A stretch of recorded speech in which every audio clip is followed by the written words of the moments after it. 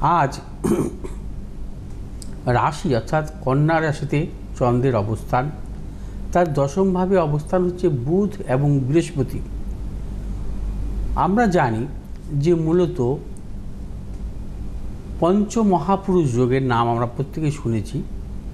পঞ্চমহাপুরুষ যোগ মূলত সৃষ্টি হয়, যেমন বৃহস্পতি থেকে পঞ্চমহাপুরুষ যোগে হয় হংসযোগ, শনি থেকে হয় শশক যোগ, মঙ্গল থেকে হয় রুচক যোগ, শুক্র থেকে হয় মাল্লব্য যোগ এবং বুধের থেকে হয় ভদ্রযোগ। ভদ্রযোগ কাকে বলে? ভদ্রযোগ হচ্ছে কন্যা রাশিতে যদি কখনো চন্দ্রের অবস্থান থাকে, তার কেন্দ্রভাবে যদি বৃহস্পতি এবং বুধের অবস্থান থাকে, বা বুধ কখনো যদি কন্যা রাশিতে অবস্থান করে, তার কেন্দ্রভাবে যদি কখনো বৃহস্পতি এবং চন্দ্রের অবস্থান থাকে এবং লগ্ন যদি তার জন্মছকে কেন্দ্রভাবে বা ত্রিকোণভাবে অবস্থান থাকে, তাহলেই ভদ্রযোগের সৃষ্টি হয়। এবং এই ভদ্রযোগ খুব কমই দেখা যায় জাতক জাতিকার জন্মছকে। ভদ্রযোগ হচ্ছে নিষ্পাপ হতে হবে। বুধ বৃহস্পতি যেমন মিথুন রাশিতে অবস্থান করছে, কোনো অশুভ গ্রহের দৃষ্টি নেই, অশুভ গ্রহ যুক্ত অশুভ গ্রহ যুক্ত নেই, বা অশুভ গ্রহের মধ্যগতও নেই, বা অশুভ গ্রহ দ্বারা একাধিক অশুভ গ্রহ দ্বারা দৃষ্টও নেই। অর্থাৎ বুধ বৃহস্পতি যে অবস্থান রাশির দশমভাবে, সেই বুধ বৃহস্পতি কোনো রকম কোনো পাপগ্রহ দ্বারা কিন্তু যুক্ত দৃষ্ট মধ্যগত অবস্থায় নেই।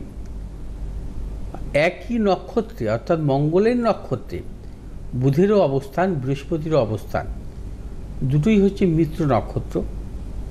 মিত্র নক্ষত্রে বুধের অবস্থান, মিত্র নক্ষত্রে বৃহস্পতির অবস্থান রাশির দশমভাবে। প্রবল ভদ্রযোগের সৃষ্টি হয়েছে। ভদ্রযোগ হচ্ছে জাতক জাতিকারা মেধাবী হয়। বিশেষ করে ভদ্রযোগের জাতক জাতিকারা হয় সাহিত্যিক, লেখক, কবি, কালচারাল সাইড। হ্যাঁ, অবশ্যই বুদ্ধিজীবী হয়। যে সমস্ত বুদ্ধিজীবী তো অনেক দিক থেকে আসে, যারা হচ্ছে অভিনয় করে বা তাদের ক্ষেত্রে কিন্তু নয়। ভদ্রযোগের সৃষ্টি হয়, এরা মূলত হচ্ছে লেখালেখিতে সাফল্য পায়, লেখালেখির জগতে সাহিত্যিক যেমন এই ভদ্রযোগের সৃষ্টি অনেক জাতক জাতিকাই, হ্যাঁ, আমি যেগুলো বিভূতিভূষণ বন্দ্যোপাধ্যায়, বলয়চাঁদ মুখোপাধ্যায়, হ্যাঁ, অনেক নামি দামি সাহিত্যিক, তাদের সব মানিকচন্দ্র বন্দ্যোপাধ্যায়, হ্যাঁ, সব ভদ্রযোগের সৃষ্টি। বিভিন্নভাবে ভদ্রযোগের জাতক এরা হচ্ছে সাহিত্য রচনা করেছেন, লেখালেখির জগতে সাফল্য এনেছে। বাঙালিদের এক নামে চেনে, কোটি কোটি বাঙালি এক নামে চেনে, সব ভদ্রযোগে জন্ম এদের। এবং ভদ্রযোগ অনেক দিক থেকে হয়। বুধ যদি স্বক্ষেত্রস্থ হয়, কেন্দ্রভাবে যদি বৃহস্পতি লগ্ন বা কেন্দ্র ত্রিকোণভাবে যদি লগ্ন যদি থাকে, সেই ভদ্রযোগ অত্যন্ত শুভ ভদ্রযোগ। এবং এই ভদ্রযোগের জাতক জাতিকারা জীবনে প্রতিষ্ঠিত হয়, সর্বক্ষেত্রে প্রতিষ্ঠিত হয়, এবং এদের মধ্যে অত্যন্ত মেধাবী হয়, বুদ্ধিজীবী হন তারা।